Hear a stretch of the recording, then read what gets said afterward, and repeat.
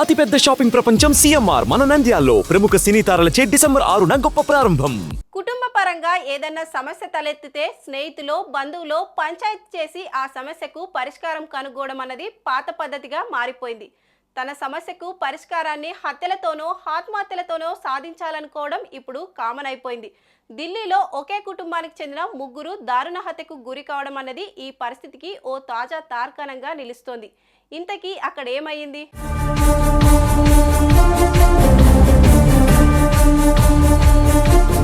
దక్షిణ ఢిల్లీలోని వెబ్సరాయ్ ప్రాంతం బుధవారం ఉదయం తెల్లవారే సమయంలో ఆ కాలనీలో పెద్ద అలజడి రేగింది. అక్కడ ఓ ఇంట్లో తన తల్లిదండ్రులతో పాటు తన చెల్లిని ఎవరో ఘోరంగా హత్య చేశారంటూ ఓ యువకుడు ఇంటి బయటకు పరుగులెత్తుకుంటూ రావడంతో అక్కడ ఒక్కసారిగా వాతావరణం కల్లోలంగా మారింది. ఇరుగు పొరుగు వారు పరుగున ఆ ఇంటికి చేరుకున్నారు. ఆ ముగ్గురు రక్తపు మడుగులో పడి ఉండడం చూసి నిర్ఘాంతపోయారు. ఎవరో పోలీసులకు ఫోన్ కొట్టారు. ఢిల్లీ పోలీసులు ఈ దారుణం మీద కేసు కట్టారు. తన కుటుంబ సభ్యులు మరణాలను చూసి గుండెలవిసేలా రోధిస్తున్న కొడుకుకు ధైర్యం చెప్పారు. ఆ వెంటనే దర్యాప్తును ప్రారంభించారు.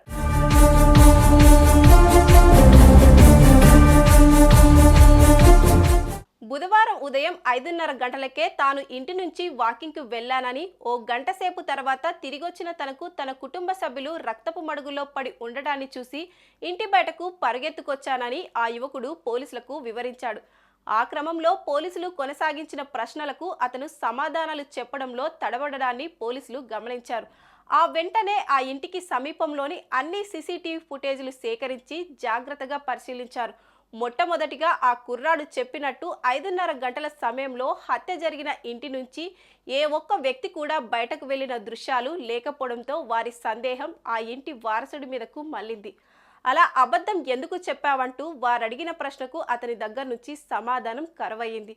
ఆ వెంటనే దర్యాప్తు తీరు మారింది. అసలు విషయం తెలిసి వారి మైండ్ బ్లాంక్ అయిపోయింది. ఇంతకీ ఏం తెలిసింది?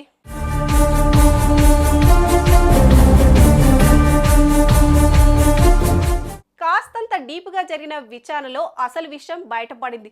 అడ్డగోలు వ్యవహారాలతో డబ్బు పోగొడుతున్న కొడుకు అర్జున్ను తల్లిదండ్రులు ఎంత ప్రయత్నించినా కట్టడి చేయలేకపోయారు. ఈ క్రమంలో అతనితో గొడవలు జరిగేవి. ఆస్తిని కొడుకు అన్యాయంగా కాజేస్తాడన్న భయంతో దాన్ని కూతురు పేరుతో రాసేస్తానంటూ ఆ తండ్రి బెదిరించాడు. అది నిజమని భావించిన ఆ కొడుకు తల్లిదండ్రుల్ని చెల్లెల్ని చంపేస్తే ఆస్తంతా తన హ్యాండ్ ఓవర్ అవుతుందని డిసైడ్ అయ్యాడు.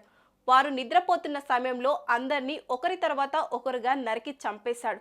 పోలీసులు కనిపట్టలేరనుకున్నాడు. అయితే ఆవలిస్తే పేగులు లెక్క పెట్టేంత స్థాయిలో ఇన్వెస్టిగేషన్ సాగుతున్న ప్రస్తుత పరిస్థితుల్లో కేవలం సీసీటీవీ ఫుటేజ్ నిందితుడిని ఈజీగా పట్టించేసింది. అతన్ని కటకటాల్లోకి పంపించి వేసింది. అయితే కన్నబిడ్డే తల్లిదండ్రుల్ని చెల్లిని నరికి చంపాడన్న నిజం ఢిల్లీ వాసుల్ని తెల్లబోయేలా చేసింది.